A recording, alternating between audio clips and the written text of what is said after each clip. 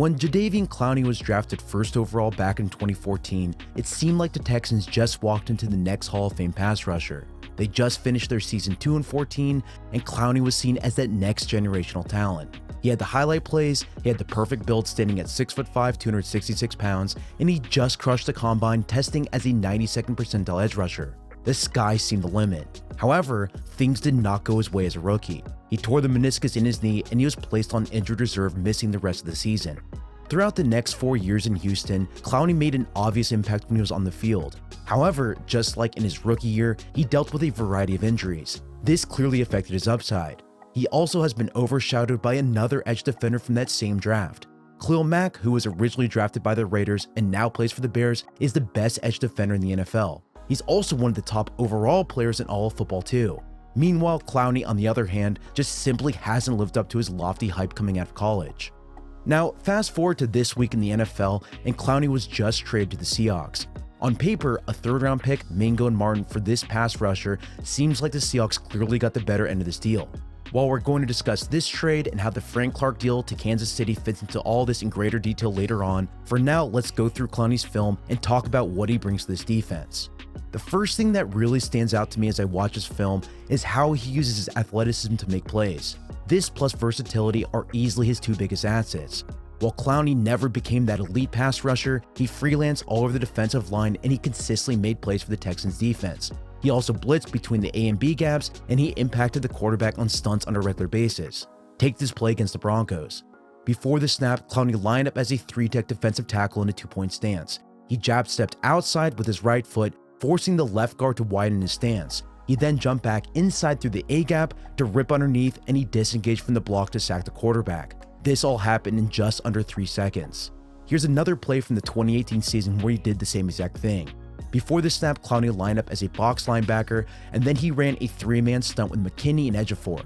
After the snap, he attacked the inside shoulder of the left guard. This drew his blocker inside, while Ejiofor did the same thing where he lined up as a nose tackle on his corresponding lineman. After they both initiated contact, McKinney and Clowney then looped back through the opposite B-gaps and crashed on Prescott to split the sack. This play clearly shows Clowney's length, it clearly shows his flexibility as a pure athlete, and it shows his versatility when he was asked to be more than a traditional pass rusher. All of these traits are what gives him such a high upside, and I think he'll fit very well in the Seahawks defense. They're going to run stunts on stunts, and they're going to get creative with the skill set to blitz him in random situations. He's a good fit for that reason. Now, while Clowney does have this high upside, I'd be lying to you if I didn't give you the following disclaimer.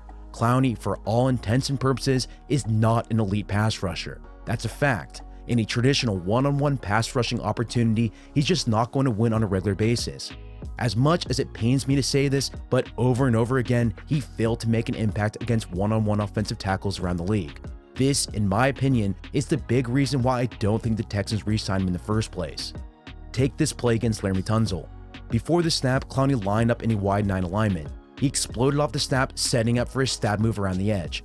He looked to be trying to open the gate for the rip move outside or potentially to work back inside, but Tunsil had alternate plans. Tunsil broke contact using his inside hand to off-balance Clowney on his pass rush. This completely defeated his move. It allowed him to wash Clowney out of this play. Here's another snap where Tunsil did the same thing. After lining up as a 5-tech defensive end, Clowney struggled to disengage from Tunsil's block. Tunsil used his outside hand to establish leverage, and he rode Clowney around the edge. Clowney couldn't beat him back inside, and simply put, Tunsil won this snap from the very start of the play. As I went through Clowney's film, this issue kept popping up in all the games I watched. Yes, he did win on occasion, and he did make some big plays, but most of them happened when he uses athleticism directly off the snap, rather than him using good technique to counter an offensive lineman's punch. Now, I'm not saying that Clowney is bad or anything like that, but I am saying that this is the reason why he never reached the upper echelon as a pass rusher.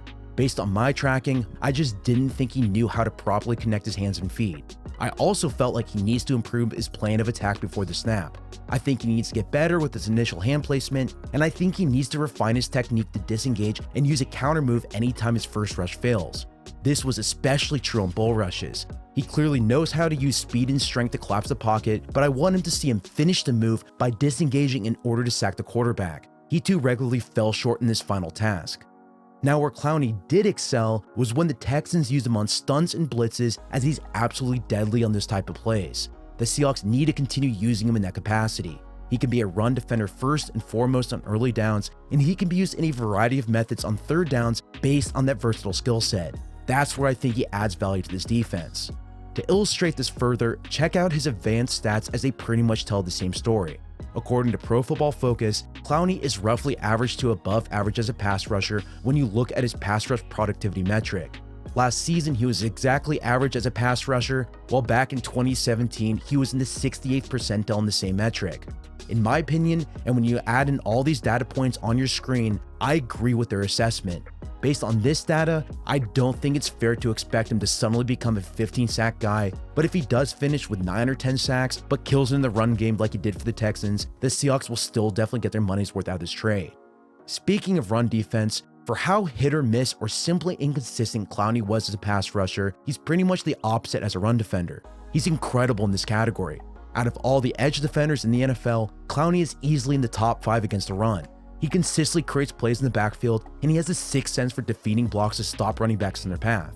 When the Seahawks face the Rams and 49ers twice next season, this is great news as he'll definitely make an impact in those games. This should not be overlooked, and I'd argue this alone is worth a lot of money in this defense.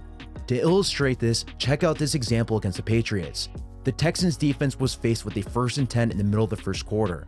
Clowney lined up as a linebacker, standing in the weak side A-gap. After the snap, Clowney sprinted forward, he knocked the center to the ground, causing him to topple over the guard to his right, and then he chased down the running back for a minimal gain. This was an excellent play, and this, among the others that I've shown so far, clearly showcases abilities against the run. Now, while being an elite run defender and an average to above average pass rusher isn't something that people typically get excited about, Clowney's skill set definitely fits what the Seahawks needed. I've been alluding to this for a while now, but this multi-dimensional skill set to stuff runs on early downs and blitz and execute stunts on third downs instantly make the Seahawks a much better defense. He can be a good strong side defensive end opposite of Ziggy Ansah, and he can be a good Leo or weak side linebacker opposite of Collier. On third downs, they can rotate him all throughout their defensive line and their NASCAR packages. This is something actually the Seahawks haven't had the personnel to do in a few years. I imagine they'll try to recreate exactly what they did when they had Michael Bennett, Cliff Averill, and Frank Clark on this team. With Ansah, Collier, and now Clowney, the Seahawks can use all three in a rotation with a variety of stunts and blitzes, and this will only help this team. So now that we've looked at Clowney as a player and his fit in this defense, let's go back to the initial Frank Clark trade that set this whole thing in motion. Before the 2019 NFL Draft, the Seahawks had 4 draft picks in the 1st, 3rd, 4th, and 5th rounds. They needed more, and they also needed to free up cap space in order to pay Bobby Wagner and Russell Wilson their deals. To solve this, they decided to trade Frank Clark to the Chiefs.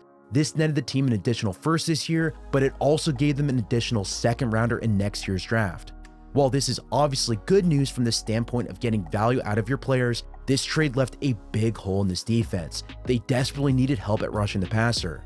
Even though they signed Ziggy Ansah and drafted Collier with that same 1st rounder they got from Kansas City, the Seahawks really needed another guy to rotate in.